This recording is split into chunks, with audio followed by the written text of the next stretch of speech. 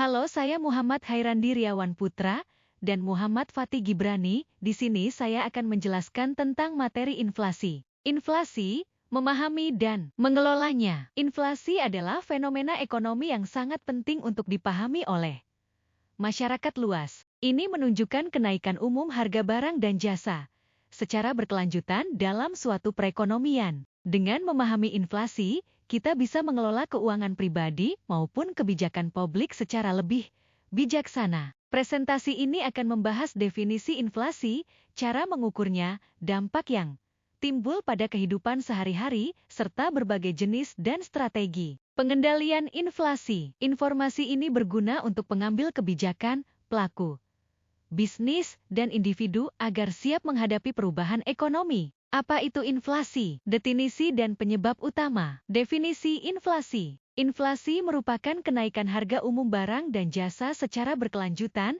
yang menyebabkan menurunnya daya beli uang. Penyebab utama. Inflasi bisa dipicu oleh peningkatan permintaan melebihi pasokan, naiknya biaya produksi, serta tekanan ekspektasi masyarakat terhadap harga. Faktor eksternal, kejadian global seperti kenaikan harga minyak dunia atau gangguan rantai pasok juga berkontribusi pada inflasi internal.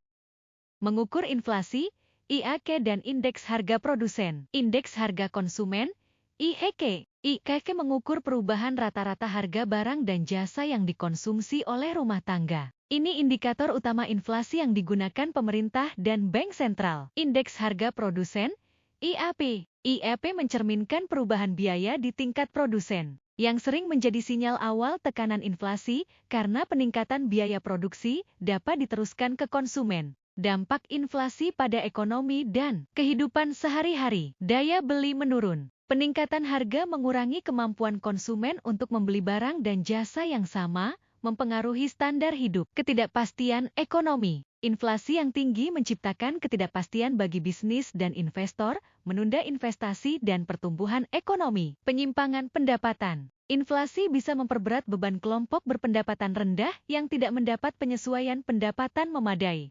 Jenis-jenis inflasi, tarikan permintaan versus dorongan biaya. Inflasi tarikan permintaan terjadi ketika permintaan agregat melebihi kapasitas produksi, mendorong harga naik secara umum. Pertumbuhan ekonomi yang cepat. Peningkatan konsumsi dan investasi. Inflasi dorongan biaya. Kenaikan biaya produksi seperti upah, bahan baku, dan energi yang kemudian diteruskan pada harga akhir barang dan jasa. Kenaikan harga minyak. Gangguan rantai pasok. Kebijakan moneter untuk mengendalikan inflasi, suku bunga, dan operasi pasar terbuka. Penyesuaian suku bunga. Bank sentral menaikkan suku bunga untuk mengurangi konsumsi dan investasi, memperlambat pertumbuhan permintaan. 2. Operasi pasar terbuka. Penjualan surat berharga oleh bank sentral menyerap likuiditas dari pasar, menahan laju inflasi. 3. Pengendalian ekspektasi. Komunikasi efektif dan kredibilitas bank sentral membantu menstabilkan ekspektasi inflasi masyarakat. Kebijakan fiskal dalam mengatasi inflasi. Pengelolaan anggaran, pengurangan defisit anggaran, meminimalkan pengeluaran berlebih dapat mengurangi tekanan permintaan dalam perekonomian. Peningkatan pajak selektif, menggunakan pajak konsumsi atau pajak progresif untuk mengurangi daya beli berlebih. Investasi produktif, fokus pada proyek yang meningkatkan kapasitas produksi dan efisiensi ekonomi guna mengatasi inflasi jangka panjang.